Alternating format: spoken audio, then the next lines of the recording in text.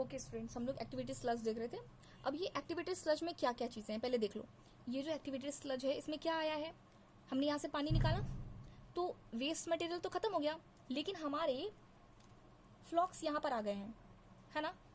फ्लॉक्स तो कहीं नहीं जाएंगे ना, हमारे एरोबिक बैक्टीरिया अभी यहाँ पर हैं, ठीक है ना। बाकी सब तो खत्म हो गया, लेकिन यहाँ पर फंगल बैक्टीरिया के साथ यहाँ पे फ्लॉक्स आए हुए हैं, ठीक है। तो हमारे पास एक्टिवेटेड स्लज का दो काम है। एक तो हम थोड़े से फ्लॉक्स निकाल लें, ठीक है, क्योंकि इन फ्लॉक्स की या इन बैक्टीरिया की हमें जरूरत पड़ेगी आगे, जब नेक्स्ट साइकिल हमारा चलेगा, वापस से एरेशन टैंक आएगा, वहाँ पे हमें एरोबिक बैक्टीरिया की जरूरत पड़ेगी, तो हम यही फ्लॉक्स उठा के डाल देंगे, यही बैक्टीरिया उठा के डाल देंगे। सारे नहीं निकालते, थोड़ा निकालना है हमको, ठीक है। तो एक्टिवेटेड स्लज का दो काम है कि पहला तो इसको हम यहाँ पे देखो, इसका नाम क्या है, इसका नाम है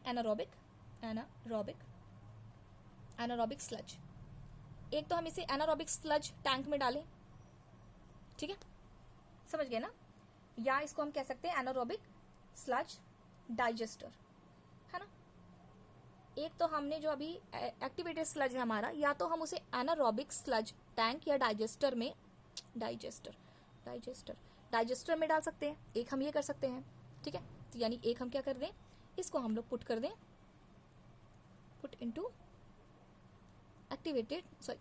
एनारोबिक स्लज डाइजेस्टर में डाल दें हम, एक ये कर सकते हैं। दूसरा हमें क्या करना है, इसमें से थोड़ी सी फ्लॉक्स को निकाल लेना है और इस फ्लॉक्स को वापस से, क्योंकि हमें इसे बैक डालना पड़ेगा, हमें कहाँ डालना पड़ेगा, हमें इसे डालना पड़ेगा एरेशन टैंक में। मैंने सबको समझा दिया है, लिखने वाली बात पे उतना ध्यान नहीं देंगे। देखो ध्यान से, क्या कहा, जो आपने यहाँ से पानी निकाला है उसमें क्या है, उसमें बैक्टीरिया है और बाकी आपका साफ सुथरा पानी है, ठीक है। तो हमारे पास बैक्टीरिया है, तो जो हमने दूसरा ये वेसल लिया है ना, तो हम इसका नाम हमने रखा हुआ है एनारोबिक स्लज डाइजेस्टर, एक ये नाम रखा हुआ है, ठीक है। तो हमने एनारोबिक स्लज डाइजेस्टर में हमने डाल दिया, ठीक है। एक हमें ये काम करना था इस पानी का, और इस पानी से हमें एक काम और करना था कि हम इसमें से थोड़े से फ्लॉक्स निकाल लेंगे, थोड़े से बैक्टीरिया को निकाल लेंगे बाहर। एक ही काम हम कर सकते हैं, इसका यही फेट है, इसकी यही किस्मत में लिखा हुआ है, ठीक है।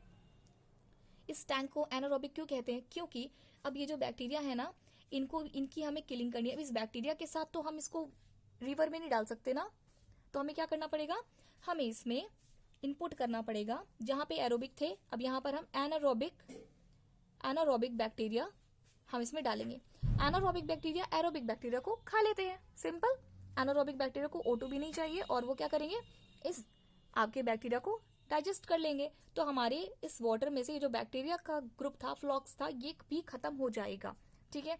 ये जब इनको खाते हैं तो कुछ गैसेस निकालते हैं, ठीक है, कुछ गैसेस निकालते हैं, इसे खाते जाते हैं, कुछ गैसेस निकालते जाते हैं, समझ रहे हो, ठीक है।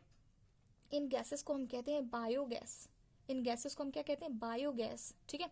इन बायोगैस में है क्या, देखो, मीथेन मिलेगा आपको, हाइड्रोजन सल्फाइड मिलेगा, H2S कहते हैं उसको, और एक आपको मिलती है CO2 कार्बन डाइऑक्साइड, ठीक है। यहां तक बात समझ में आती है, सम अप करें, ठीक है। अब देखो, अच्छा रुक जाओ, पहले इसको रिवर तक पहुंचा दें। अब हमने क्या कर दिया, हमने एनारोबिक बैक्टीरिया की हेल्प से ये भी खत्म कर दिया। अब मेरे एनारोबिक स्लज डाइजेस्टर में क्या बचा हुआ है, अब मेरे पास ये पानी बचा हुआ है, सिर्फ साफ सुथरा पानी बचा हुआ है।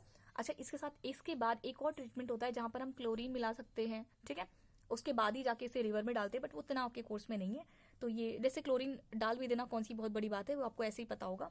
तो इसके बाद भी हम लोग क्या करते हैं ना, क्लोरीन वगैरह ऐड कर देते हैं ताकि और भी कुछ डिसइंफेक्टेंट ना रहे, और उसके बाद डायरेक्ट हम इसको रिवर में डाल सकते हैं। अब क्या मैं इसको ले जाके, क्योंकि अब इसका फ्लॉक्स भी डेड हो गया है, अब मैं इसको रिवर में डाल दूं, क्योंकि एनारोबिक बैक्टीरिया ने जो बायोगैस निकाली है वो भी हमने कलेक्ट कर ली है, हमने बायोगैस भी ले ली। अब हम इसमें से कुछ नहीं बचा, अब इसमें खाली पानी है, इसको रिवर में डाल सकते हैं, ठीक है, सेफ है, सब कुछ सेफ था। क्या किया मैंने, हमारे पास सीवेज था, ठीक है, सीवेज में पहले प्राइमरी ट्रीटमेंट करवाओ।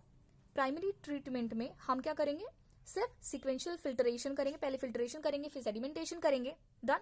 उसके बाद हम उसमें से जो पानी निकलेगा हम उसे इफ्लुएंट कहेंगे, उसको हम सेकेंडरी ट्रीटमेंट में लगाएंगे। एरोबिक बैक्टीरिया डालो, ठीक है, वो बीओडी कम कर देगा, बीओडी कम करके ऑक्सीजन कंज्यूम करके वो ऑर्गेनिक वेस्ट खत्म कर देगा। उसके बाद हम उसमें का निकला हुआ वाटर हम एक्टिवेटेड स्लज कहते हैं। एक्टिवेटेड स्लज को उठा करके एनारोबिक स्लज डाइजेस्टर में डालेंगे, वहां पर उन बैक्टीरिया को भी खा लिया जाएगा एनारोबिक बैक्टीरिया के द्वारा। उसके बाद वो आपको बायोगैस दे देंगे और अब बचा हुआ पानी हम सीधे रिवर में डाल सकते हैं। ठीक है बेटा, मुझे एक वीडियो और बनानी पड़ेगी क्योंकि अभी फिर से वापस से स्प्लिट हो रहा है, मेरे फ़ोन का स्पेस आउट हो रहा है। तो मुझे क्या करना पड़ेगा कि थोड़ा सा मैं स्पेस खाली कर लूँ, फिर मैं आपको यहाँ पे बायोगैस प्लांट बताती हूँ। ठीक है, या तो इसमें बताऊंगी या फिर नेक्स्ट कमिंग डेज में बताऊंगी। ठीक है, देखते हैं कैसा होता है।